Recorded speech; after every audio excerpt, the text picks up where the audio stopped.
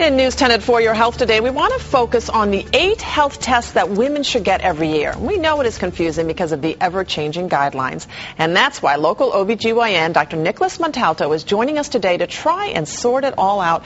And we want to start with the mammogram because that's been the most confusing lately. Okay. There are some new mammogram guidelines, and it really depends on sort of what agency you're looking at to determine those guidelines. So the United States Preventative Services Task Force has come out with the new guidelines which say no mammograms until age 50. From 50 to 74, mammograms every 2 years, and then from 74 afterwards you don't need them. That is sort of in contrast to the American College of OB-GYN, which still maintains every 1 to 2 years from 40 to 50, and every year 50 and up.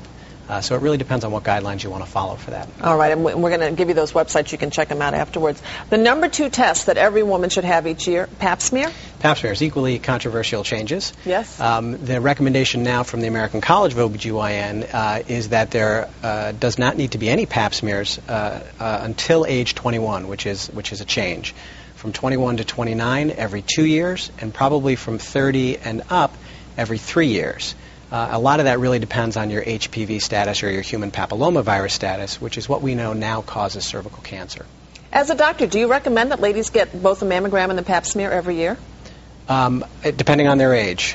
So I generally do not. The mammogram, yes, but especially the Pap Smear, you really do not need that every year. Okay. Probably every 3 years is sufficient. Every 3 years. All right. Number 3 is the colonoscopy, mostly after 50, I'm assuming here. Yes, mostly after 50. Nobody wants the colonoscopy, and often I see patients year after year after year who are still not getting it. And that's primarily because of the preparation. The preparation for it is unpleasant.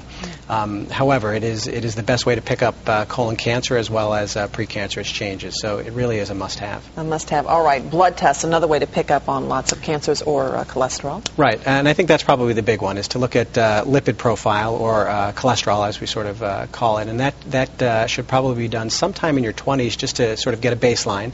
And depending on family history and age, you should get it every probably 2 to 3 years afterwards. All right. Number 5 is the thyroid screening. Thyroid screening, there's no real formal recommendation, but the American College of OB-GYN suggests that at 50 years of age you get a baseline thyroid screening. Thyroid dysfunction does increase as we age, and especially for women. Okay. We want to go through these quickly now. 6 is osteoporosis, and we worry about that as we get older. Osteoporosis, or looking at your bone density, is a great idea to do probably after menopause, and so some recommendations is 65. Okay, 65. All right. Number 7 would be skin tests for skin cancer and other things? Skin testing you should definitely do every year with your visit to the OB-GYN, and that is really looking for moles or precancerous changes to get them early. And then finally, number 8 is depression screening. We don't think of that, but you do that with women. Yeah, depression screening especially, and that can be done every year at the visit. And as women age and get to that perimenopausal and that menopausal transition, depression is often an issue. All right. Thank you so much, Dr. Montalto, for pleasure. joining us. We so appreciate it.